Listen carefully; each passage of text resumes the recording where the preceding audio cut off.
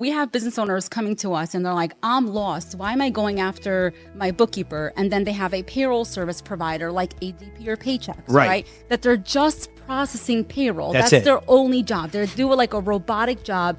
They take your hours, they take your hourly pay, and they give you a pay stub.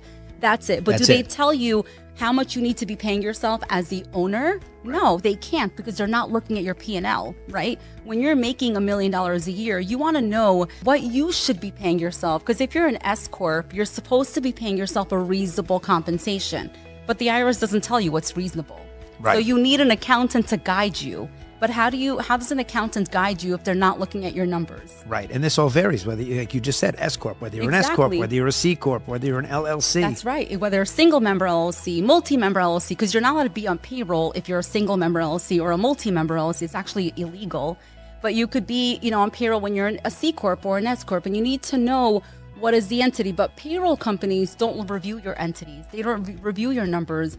And there's a lot of disconnect in the financial world for a small business owner that's trying to run their company, hiring employees, doing everything. It's hard for them to juggle between the bookkeeper, the payroll person, the year-end accountant. Right. And there's an ego. The bookkeeper is not going to talk to the payroll person.